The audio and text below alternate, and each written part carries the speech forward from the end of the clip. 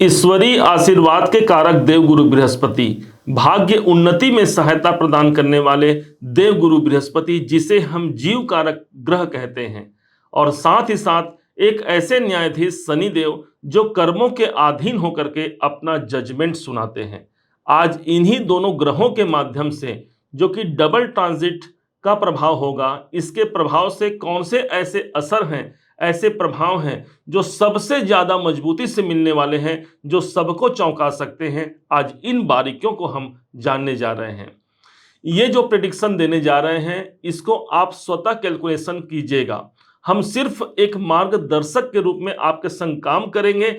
अब जहां पर इन दोनों ग्रहों का प्रभाव आएगा, वही ऐलान होगा शनि और गुरु का, अर्थात वहां पर एक ऐसा केंद्र बिंदु जहां पर इन दोनों ग्रहों की एनर्जी आ जाएगी, वो घर सबसे ज्यादा प्रभावी हो जाएगा। इसके कैलकुलेशन के लिए हमने यहाँ पर दो पेन का इस्तेमाल हम करने जा रहे हैं। सबसे पहले देवगुरु बृहस्पति को जानने के लिए इस लाल रंग का उपयोग करेंगे, तो वहीं पर शनि देव के प्रभाव को जानने के लिए हम नीले रंग का प्रभाव देखेंगे। जहां पर इन दोनों ग्रहों का, एक दोनों रंगों का समाहित रूप से प्रभाव आपको दिखेगा, वही घर सबसे ज्यादा प्रभावी हो जाएगा। और उसी का प्रेडिक्शन आज हम आपको देने जा रहे हैं। जानिएगा, ठीक सिंह राशि के एकादश भाव जो कि लाभ का घर होता है, वहीं पर देवगुरु बृहस्पति विराजमान है। इसलिए हमने एकादश भाव को यहां पर लाल घेरे से घेर दिया। पांचवी दृष्टि आ रही है ठीक तीसरे भाव पर, तो इनकी सातवीं दृष्टि आएगी पंचम भाव पर। यही नहीं, इनके पास जो नौवीं दृष्टि है, उस दृष्टि का प्रभाव दे रहे हैं ठीक सप्तम भाव पर, जो कि आपका बिजनेस है, आपका कर्म क्षेत्र है। अब आइए चलते हैं शनिदेव के पास। शनिदेव के पास जो प्रभाव है, सबसे पहले ये स्वयं बैठे हैं अष्टम भाव पर, और यहीं पर आकर के सिंह राशि के जीवन में शनि की अढ़ैया प्रारंभ हुई। अब चूंकि शनिदेव वक्री अवस्था पर चल रहे हैं, इसलिए इनका प्रभाव एक घर पीछे आएगा। इसलिए हमने नीले घेरे से घेर दिया सप्तम भाव को, जहां पर 11 नंबर की राशि लिखी हुई है। शनि के पास जो दृष्टियां हैं, इस दृष्टि से तीसरी दृष्टि से दसम भाव को, सातवीं दृष्टि से द्वितीय भाव को, धन के भाव को, और ठीक अपनी 10वीं दृष्टि से दृष्टि प्रदान कर रहे हैं पंचम भाव को।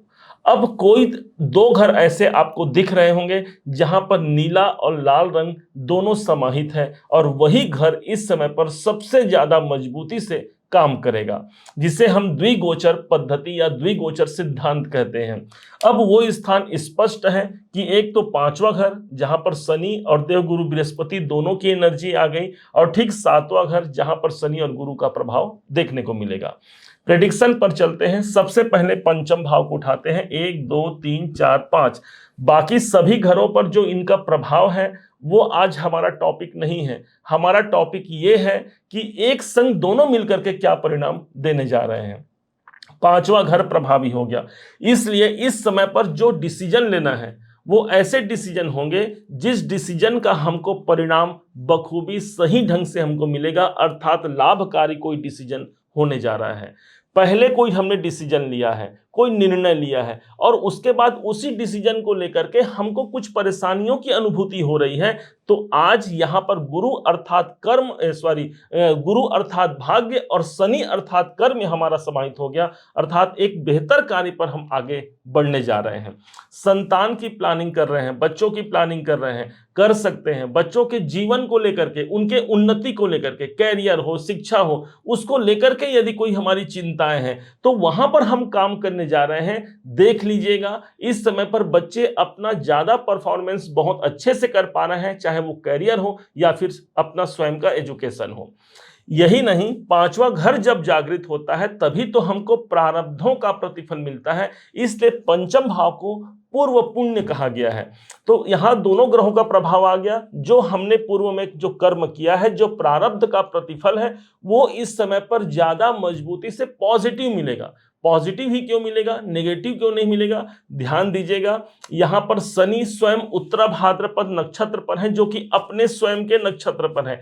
तो वहीं पर देवगुरु बृहस्पति 13 जो अगस्त है, इस दिन से ये अपने ही नक्षत्र पुनर्वसु पर आ गए हैं। इसलिए दोनों ही ग्रह अपनी पॉजिटिविटी को बढ़ाते हुए पंचम भाव पर जागृति प्रदान करेंगे। इस समय पर माइंड बड़ा क्रिएटिव हो जाएगा। आप कोई कार्य करेंगे, कई अलग अलग अंदाज से उसे सोच सकते हैं, जिससे आप कार्य की अनुरूपता को प्राप्त करने जा रहे हैं। पंचम भाव जागृत होना, इसका मतलब कोई ना कोई आप लर्निंग भी लेने वाले हैं, कोई एजुकेशन से जुड़ने वाले हैं, जिसका सीधा संबंध आपके पारिवारिक या फिर व्यापारिक, साथ ही साथ आर्थिक पक्ष को मजबूत बनाने के लिए सबसे ज्यादा प्रभावी रहेगा। अब आते हैं उस स्थान पर जहां पर सातवां घर शनि और गुरु दोनों का घेरा हमको देखने को मिला था। सप्तम भाव वो स्थान हो गया जहां पर आप अपने बिजनेस के दायरे को बढ़ा सकते हैं। जो व्यापार कर रहे हैं उनके लिए व्यापारिक दायरों को बढ़ाने के लिए एक अच्छा संकेत है। आप एक नया अपना क्लाइंट प्राप्त कर सकते हैं, या जो क्लाइंट आपने छोड़ रखा है वो इस समय पर जुड़ सकता है। भूलिएगा मत, क्योंकि शनिदेव इस समय पर वक्री अवस्था पर चल रहे हैं और वक्री अवस्था पर आकर के एक घर पीछे का भी परिणाम दे रहे हैं। इसलिए बाधाओं से मुक्त होते हुए आज एक सुखद जीवन को जीने के लिए सप्तम भाव प्रभावी है। यदि आप स्वयं अविवाहित है, विवाह नहीं हुआ है, तो विवाह के संभावनाओं की तलाश कर रहे हैं, तो ये समय हमारा विवाह फिक्स करा सकता है। कोई मनपसंद जीवन साथी की तलाश हमारी पूरी हो सकती है। यदि आपके जीवन साथी या जीवन संगिनी के जीवन को लेकर के कोई परेशानी चल रही है, तो यहां पर दोनों ग्रहों की एनर्जी आई ना, दोनों ग्रहों की शक्ति सप्तम भाव पर आई है। इसलिए सामने वाले के लिए भी आप बेहतर कार्य कर सकते हैं, उनके जीवन में भी एक बेहतर परिणाम देखने को मिल सकता है। अब यहां पर समझिएगा, चूंकि दसम भाव से दसम भाव है हमारा सप्तम भाव, इसलिए न सिर्फ व्यापार बल्कि वो सभी कार्य जो हम अपने जीवन पर करते हैं, क्योंकि भावात भावाम के सिद्धांतों के अनुसार दसम से दसम है सप्तम भाव, इसलिए सप्तम भाव का जागृत होना हमारे कैरियर की जागृति को प्रदर्शित करेगा।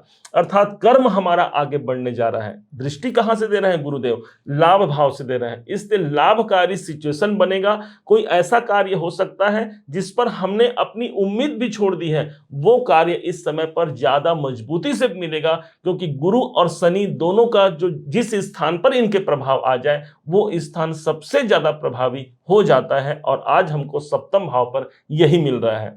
पार्टनरशिप संबंधी कोई काम कर रहे हैं, पॉजिटिव वहां पर रिजल्ट देखने को मिलेगा। पार्टनरशिप संबंधी कामों पर एक नई विशालता हम कायम कर सकते हैं। कोई नया पार्टनर हमको मिल सकता है। इस समय पर कोई नया पार्टनर की तलाश कर रहे हैं, वो हमको प्राप्त हो सकता है, जो हमारे जीवन की गाड़ी को आगे बढ़ाने में हमारी सहायता प्रदान करने वाला है। यही नहीं, जो गुरु का प्रभाव आ रहा है लाल रंग के घेरे में, वो ठीक तीसरे घर पर आ रहा है। अर्थात जो साहस है, जो पराक्रम है, वो हमारा इस समय पर कम नहीं रहेगा। हम अपने पराक्रम, अपने उत्साह के द्वारा हम अपने कार्य को नियोजित करके जो हमारी उत्तरदायित्व है, उस उत्तरदायित्व को हम प्राप्त कर पा रहे हैं, उसको पूरा कर पा रहे हैं। ये सबसे बड़ा एक इवेंट होगा जहां पर इन दोनों का प्रभाव देखने को मिल रहा है।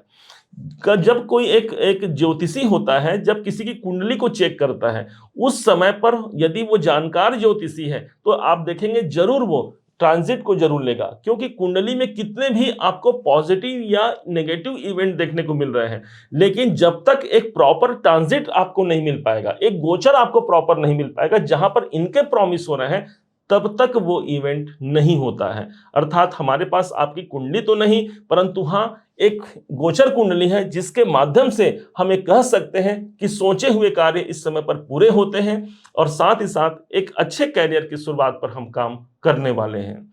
उम्मीद है आप सबने इसे समझा, आप सबने इसे जाना है।